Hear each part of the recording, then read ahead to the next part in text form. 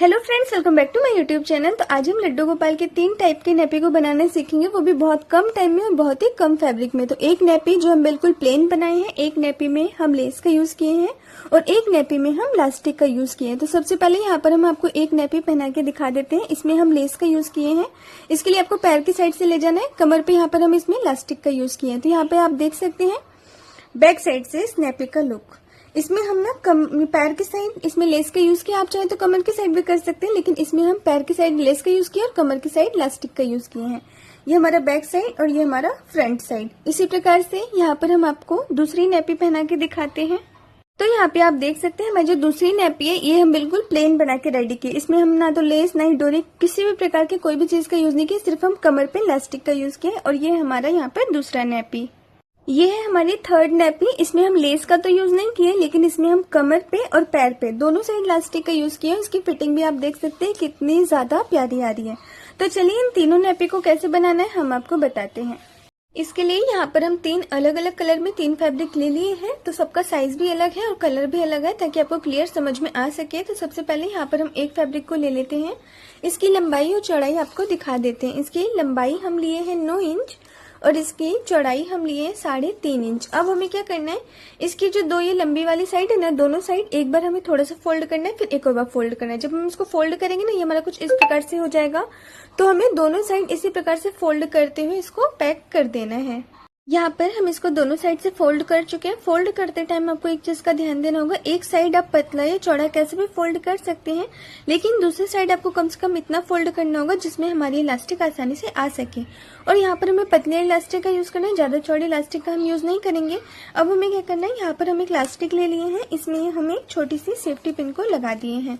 यहाँ पर अगर हम आपको इस इलास्टिक की लंबाई दिखाएं तो इस लास्टिक की लंबाई है हमारी 4.5 इंच। अब हमें क्या करना है, जिस साइड लास्टिक डालने के लिए हम फैब्रिक को फोल्ड किए ना, उस साइड इस पिन के थ्रू इस लास्टिक को हमें इस फैब्रिक के अंदर डाल देना। तो यहाँ पर छोटी वाली सेफ्टी पिन का यूज करना है, ताकि हमारी लास्टिक इसमें इजिली आ सके।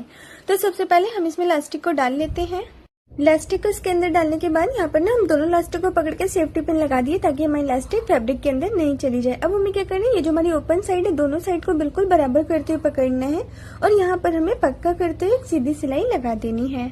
इस पर हम सिलाई लगा दिए। सिलाई लगाने के बाद हमें क्या करना है, जो हमारा नीचे वाला पार्ट है ना, इसको बिल्कुल बराबर करते हुए पकड़ना है, बीच का सेंटर निकालना है, चौक से मार्क कर देना है। मार्क करने के बाद अब हमें इसको इस प्रकार से ओपन करना है। ओपन करने के बाद ये जो हमारे सिलाई वाला निशान है और ये जो हमारे चौक वाला निशान है, दोनों को हम आपस में इस प्रकार से मिलाते हुए रखेंगे। इसके बाद हमें क्या करना है, यहाँ पर हमें एक निशान और लगाना है।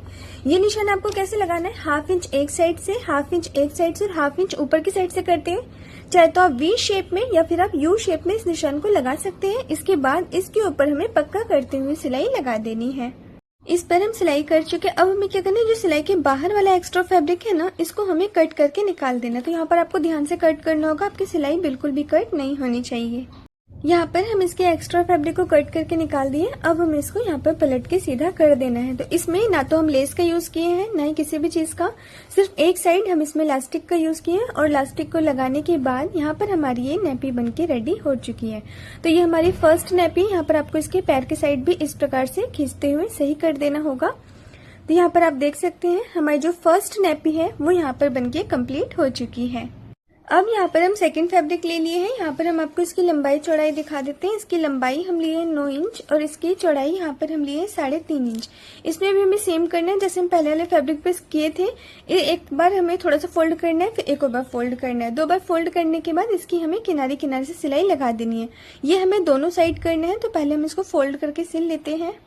इसकी हम दोनों साइड सिल के पैक कर चुके हैं। अब हमें क्या करना है, इसको इस प्रकार से सीधा करना है। यहाँ पर हम लेंगे लेस। यहाँ पर आपको पतली वाली लेस का यूज करना है और किसी भी एक साइड, मतलब जिस साइड आपको लास्टिक नहीं डालनी है उस साइड इस लेस को हमें इस प्रकार से रखना है और इसके ऊपर हमें सिलाई लगा देनी है। लेकिन लेस को लगाते टाइम आपको एक चीज का ध्यान देना होगा, जब आप इस पर लेस को लगाएंगे ना, अगर आपकी लेस बहुत ज्यादा पतली है तो आप सिंगल सिलाई का यूज कर सकते हैं।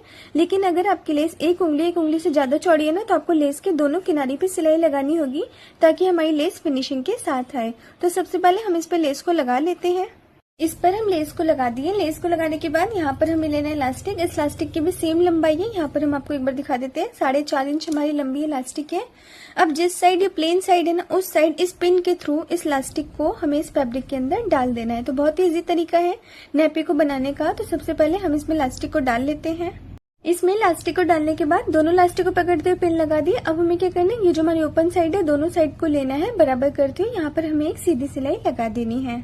इस पर हम सिलाई कर चुके हैं। सिलाई करने के बाद नीचे वाले पार्ट को बराबर करते हुए लेना है, बीच का पार्ट निकालना है और यहाँ पर हमें चौक से निशान लगा देना है। निशान लगाने के बाद अब हमें इसको इस प्रकार से ओपन करना है। ओपन करने के बाद जो ये हमारे सिलाई वाला निशान है, जो ये हमारे चौक वाला निशान है, दोनों को हमें आपस में मिलाते हुए रखना है। रखने के बाद यहाँ पर हम एक और निशान लगाएंगे। ये निशान जैसे कि मैं पहले वाले नेपी में आपको बता चुकी हूँ, वी शेप में या फिर आप यू शेप में लगा सकते हैं। 1/2 इंच एक साइड से, 1/2 इंच एक साइड से और 1/2 इंच ऊपर की साइड से करते हुए इसके बाद यू या फिर आप वी शेप में इस निशान को लगा सकते हैं। इसके बाद इसके ऊपर हमें पक्का करते हुए सिलाई लगा देनी है।